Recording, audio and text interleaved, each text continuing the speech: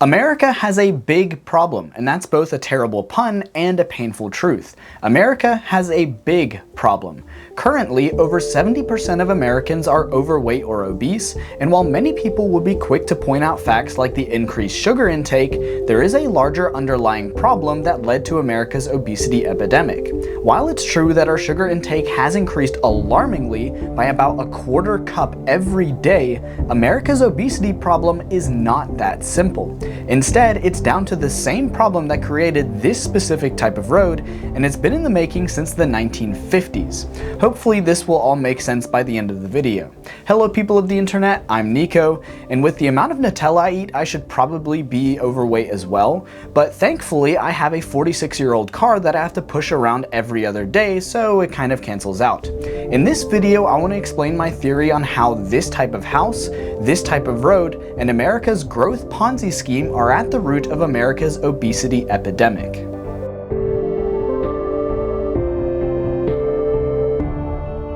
So let's talk about this growth Ponzi scheme. You may have heard this term referenced in urban development initiatives like Strong Towns and urban planning channels here on YouTube such as City Beautiful or Not Just Bikes. But for those unfamiliar, let me get you up to speed.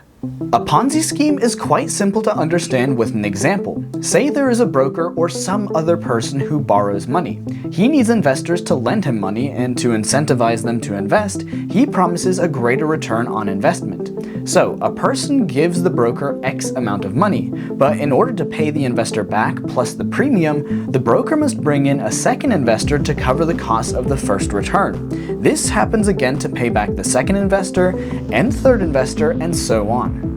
Now, the system works well as long as more and more people invest. However, as soon as the flow of new investment stops, the whole thing collapses, and this is the exact spiel that happens with suburban developments. This is where the growth Ponzi scheme comes in.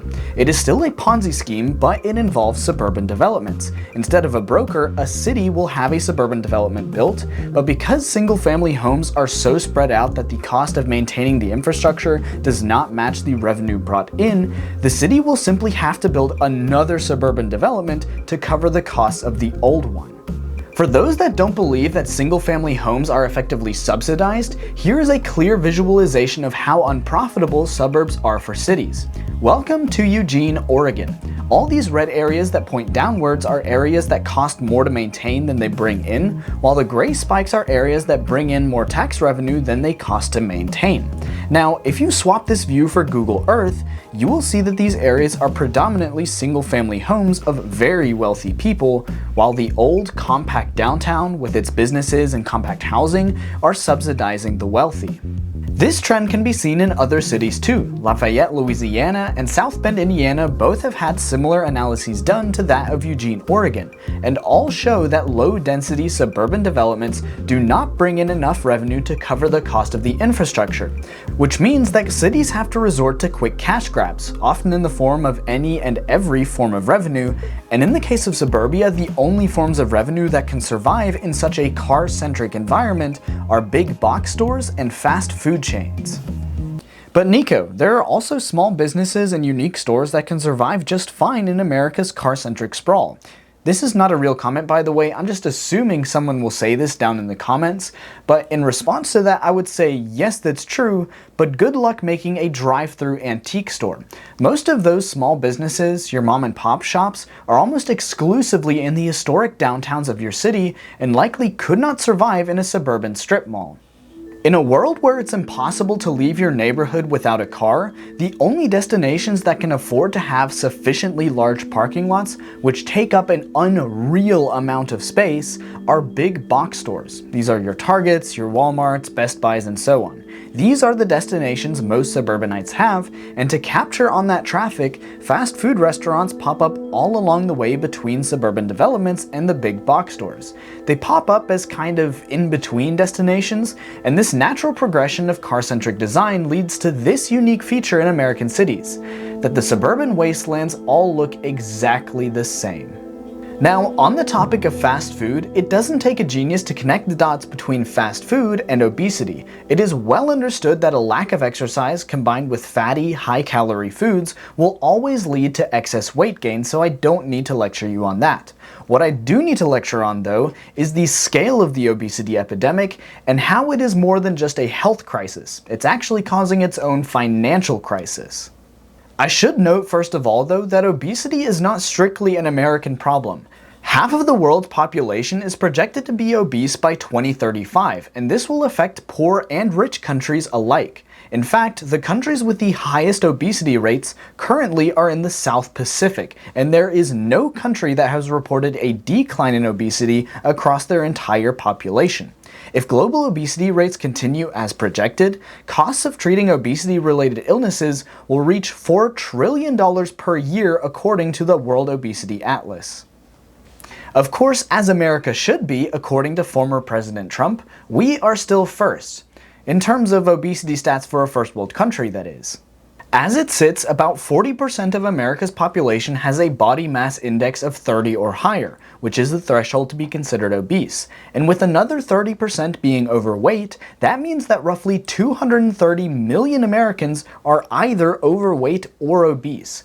This number is set to climb further in the coming years, with half of all American men and women projected to be obese by 2030, and this has dire consequences financially. Estimates vary, but to give you some idea of how expensive the obesity epidemic is, here are some headline facts for you. In 2014, the direct and indirect medical costs attributable to obesity totaled $1.4 trillion. To put that into context, America's entire GDP for that year was $17.5 trillion.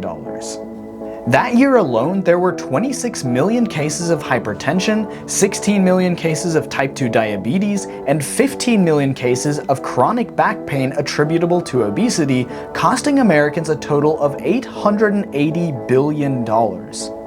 That's a lot of money that could go to other places in the economy, but worse still, the costs of inaction towards obesity would be even higher. According to a study on the budget impacts to Medicare, expanding coverage of anti-obesity interventions could save $20 billion over 10 years. Clearly, it's in our best interest to stop the obesity epidemic, not just because of the health benefits towards individuals, but also because of the costs that come with being overweight or obese. And the best way of going about that would simply be solving the root cause of the obesity epidemic, as that would mean that our cities can financially sustain themselves, and you and I would live healthier lives with a little bit more money in our pockets that doesn't need to go to medical expenses. Unfortunately, America has dug itself into a pretty deep rut. There is some good news, however. Some cities are taking the steps to avoid going bankrupt, and you can help in a few simple ways. The first being just simply understanding how local policy affects the financial solvency of your city, be it parking lot minimums or single-family zoning. Something like removing single-family zoning, which is what most of America's residential land is zoned for, by the way, is a great step to making our cities more financially stable. Removing single-family zoning would also mean developers can build whatever the market really wants, rather than being legally forced to only build suburbs. Another step that can be taken is simply advocating for walkability and public transit in your city, because ultimately cities are for the people, not the cars the people drive. America has been trying this car-centric experiment since the end of the Second World War, after decades of building dense, walkable, financially stable cities similar to those in Europe. The only reason this experiment continues is because America's development pattern is effectively a Ponzi scheme. The question is, will we be able to change before the Ponzi scheme crumbles? Hopefully so, if we all get educated on this and take action.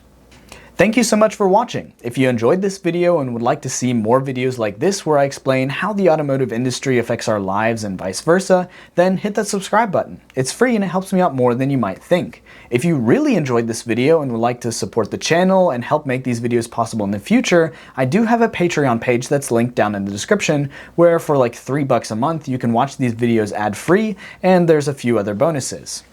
I also want to say a big thanks to my girlfriend for helping me research and write the obesity section of the video. Checkmark. Anyway, until next time, people of the internet, peace out.